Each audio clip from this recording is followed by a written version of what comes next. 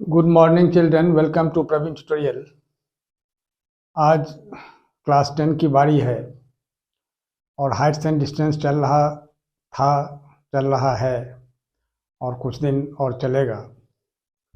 तो MCQ type questions लेके आया हूँ। बहुत बेहतरीन क्वेश्चन है, थोड़ा सा ट्विस्टेड है, थोड़ा सा ब्रेन अप्लाई करने वाला है। तो स्टार्ट कर रहा हूँ क्वेश्चन नंबर 1 से।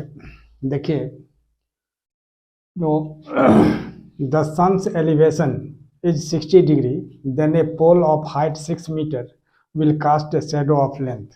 यहाँ ऑप्शंस दिए हुए हैं। अब कौन सा ऑप्शन का सही होगा? तो बहुत स्टूडेंट जो है सो अंदाज से कुछ टिक कर देते हैं, कुछ ऑप्शन लिख देते हैं, तो वो गारंटी नहीं रहती है कि उसका आंसर सही ही होगा। जब तक आप सॉल्व नहीं करेंगे तब तक पता नहीं चलेगा जो सच्चाई क्या है। तो इसलिए थोड़ा सा ध्यान दे के देखिए इसको कैसे सॉल्व करना है। सॉल्यूशन में सबसे पहले यह 6 मीटर का पोल है, यह जो है पोल है, और यहाँ जो है शैडो बन रहा है इस जगह। तो कह रहा है जो शैडो का लेंथ क्या होगा वही निकालना है। तो ये 60 डिग्री थीटा हो गया, और थीटा का ये अपोजिट हो गया परपेंडिकुलर, और यह हो गया बेस। तो पी और बी यानी परपेंडिकुलर और बेस में रिलेशन किसका होता है? tan का होता है।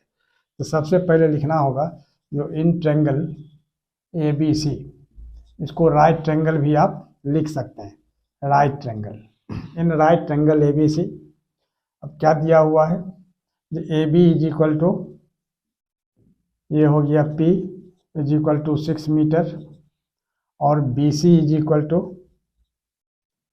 ये मतलब बेस हो गया बी, यानी यह पता नहीं है तो x मीटर इसको आप सपोज कर सकते हैं, SAY से लिखिए या सपोज लिखिए, बात बराबर है। तो अब tan 60 से निकालना होगा, क्योंकि tan थीटा में ही p और b आता है, cot थीटा में भी b बाई p आता है। तो tan या cot किसी से भी आप निकाल सकते हैं। तो tan 60 degree is equal to p by b। तो p यहाँ क्या हो गया? 6 मीटर, और b हो गया कितना? x। अब गौर कीजिए, तो tan 60 कितना होता है? √3 is equal to 6 by x. अब क्या करना होगा? इसको तो क्रॉस मल्टीप्लाई करना है। तो क्रॉस मल्टीप्लाई करने के लिए क्या करना पड़ता है? √3x इज इक्वल टू 6, तो x इज इक्वल टू कितना होगा? 6 बाई √3। अब रेशनलाइज करना है, क्योंकि नीचे रूट में नहीं छोड़ा जाता है। तो रेशनलाइज करना है तो √3 से ऊपर नीचे मल्टीप्लाई करना होगा न्यूमरेटर और डिनोमिनेटर में। यानी क्या लिखना होगा? √3 से ऊपर और √3 से नीचे मल्टीप्लाई करते हैं, ऊपर हो जाएगा 6√3, और नीचे √3 इंटू √3 कितना होगा? √9, जिसका स्क्वायर रूट कितना होगा? 3। अब यहाँ क्या होगा? 3 2 जा 6, यानी कैंसिल हो जाएगा। तो यही 2√3 मीटर इसका आंसर हो जाएगा। क्या चीज़? लेंथ ऑफ शैडो, यानी लिखना होगा। अब आगे देखिए, therefore the length of the shadow, length of the shadow is equal to कितना? 2√3 मीटर। अब 2√3 मीटर देखिए यहाँ कहाँ है? ये सी में है, यही सी इसका ऑप्शन सही होगा। देयरफॉर ऑप्शन नंबर सी, और यही इसका आंसर हो जाएगा। ऑप्शन नंबर ये क्या हो गया? सी, और यही इसका आंसर हो जाएगा। अब देखिए क्वेश्चन नंबर 2। क्वेश्चन नंबर 2 में क्या है? If the height and length of the shadow of a man are the same, मानिए यह मैन है ए बी, तो ए बी मैन है, तो इसमें क्या करना है? और बी सी जो है उसका शैडो है, यहाँ सन है। तो कह रहा है जो इसका हाइट और लेंथ ऑफ शैडो दोनों सेम है यानी इक्वल है। यह हो गया मैन और यह हो गया उसका शैडो, ठीक है। तो कह रहा है क्या? जो the angle of elevation of the sun क्या होगा? ये 4 ऑप्शन दिए हुए हैं, इसी में इसको पता करना है। तो सॉल्यूशन में क्या लिखना होगा? जो सबसे पहले since the height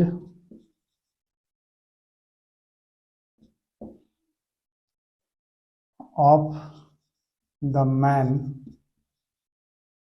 is equal to the length of his shadow,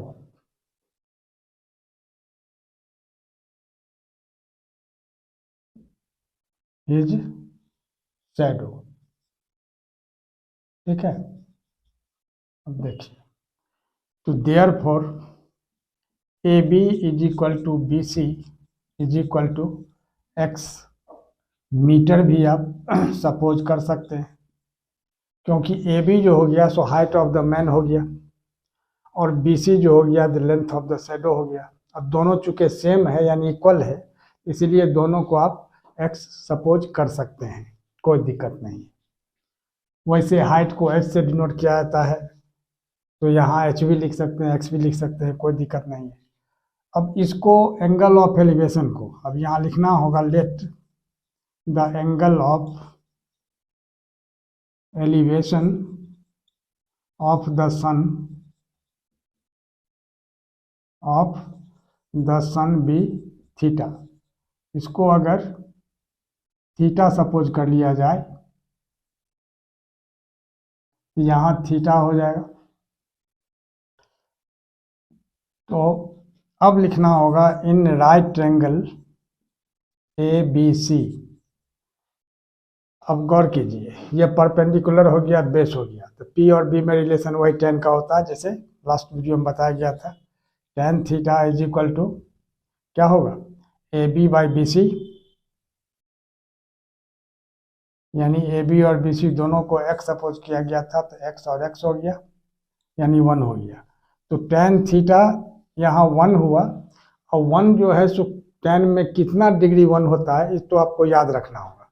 तो tan 45 डिग्री 1 होता है, यहाँ लिख देना होगा tan 45 डिग्री। ठीक है, तो जब tan theta is equal to tan 45 हुआ, तो therefore theta is equal to क्या होगा, 45 डिग्री, क्योंकि tan को दोनों तरफ से हटा दिया जाता है। इसको बहुत स्टूडेंट काट देते हैं, काटिएगा नहीं, वो गलत माना जाता है। तो थीटा 45 डिग्री, देयरफॉर यहाँ लिखना होगा द लेंथ, नहीं, therefore the angle of elevation, therefore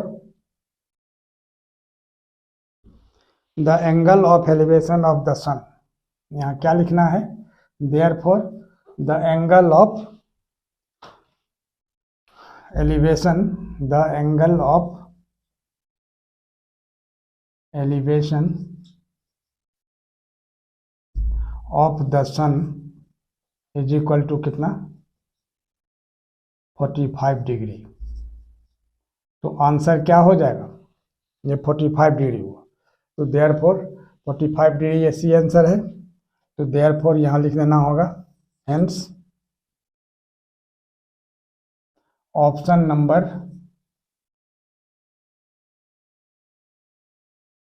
सी, और यही इसका आंसर हो जाएगा। देखिए question number 3, in the adjacent figure the angle of depression from point A is. अब यही एडजेसेंट फिगर है, अब इसमें एंगल ऑफ डिप्रेशन निकालना है, यानी फ्रॉम पॉइंट ए। अब इसमें ए बी दिया हुआ है 2 मीटर और बी सी दिया हुआ है कितना, √3 मीटर, 2√3 मीटर। तो एंगल ऑफ डिप्रेशन क्या होगा। अब डिप्रेशन थोड़ा सा ध्यान दीजिएगा, डिप्रेशन का मतलब हुआ ऊपर से नीचे किसी चीज़ को देखते हैं, जैसे छत पर आप खड़े हैं और रोड पर जाती हुई गाड़ी है, उसको अगर आप देख रहे हैं तो नज़र को हॉरिजॉन्टल लाइन से नीचे झुकाना होगा, तो एंगल ऑफ डिप्रेशन हो गया। लेकिन नीचे आप रोड में हैं और छत की किसी चीज़ को देखते हैं, तो उसके लिए नज़र को ऊपर उठाना होगा हॉरिजॉन्टल लाइन से, तो वो हो गया एंगल ऑफ एलिवेशन। तो यहाँ angle of depression from point ए निकालना है, तो इसको सबसे पहले थीटा सपोज कर लिया जाएगा सॉल्यूशन में, है ना। यहाँ लिखना होगा let the angle of depression, angle of depression from point A, या फ्रॉम ए भी लिख सकते हैं, be theta. Therefore angle ACB, यहाँ सुविधा के लिए डी आप लिख सकते हैं, ACB is equal to angle DAC is equal to theta. क्यों? Alternate interior angles, alternate interior angles. अब गौर कीजिए, तो इसको अगर हम थीटा सपोज करते हैं तो यह भी हो जाएगा थीटा, ऑल्टरनेट इंटीरियर एंगल्स। अब लिखना होगा इन राइट ट्रायंगल ABC। अब क्या है, यही P और B में रिलेशन है tan थीटा, तो tan theta is equal to क्या होगा, P/B, यानी 2 मीटर बाई 2√3 मीटर। अब गौर कीजिए, मीटर मीटर कैंसिल हो जाएगा और 2 1 जा 2, यह भी कैंसिल हो गया, यानी tan theta is equal to कितना हुआ, 1/√3। ठीक है, अब 1/√3 tan में कितना डिग्री का वैल्यू होता है, तो 30 डिग्री का। तो उसी तरह से यहाँ लिख देना होगा जो tan theta is equal to tan 30, इसमें भी tan दोनों तरफ से हटा देना है, removing tan from both sides. लिख भी सकते हैं, नहीं भी लिख सकते हैं, डायरेक्ट हटा देना है, यानी थीटा क्या हो जाएगा, 30 डिग्री। तो देयरफॉर क्या लिखना होगा, the angle of depression, angle of depression is equal to कितना, गौर कीजिए, थीटा, थीटा कितना निकला है, 30 डिग्री। और हेंस क्या होगा, ऑप्शन नंबर, अब 30 कौन है, बी में है, तो ऑप्शन नंबर हो जाएगा कितना, बी। और यही इसका आंसर हो जाएगा। और इसी तरह का इम्पोर्टेंट क्वेश्चन का सीरीज मेरे और आपके बीच चलता रहे। और यदि आप पहली बार मेरे चैनल पर आए हैं तो सब्सक्राइब करें, अगर पहले से हैं तो बहुत खुशी की बात है। लाइक और शेयर ज़रूर करें। धन्यवाद।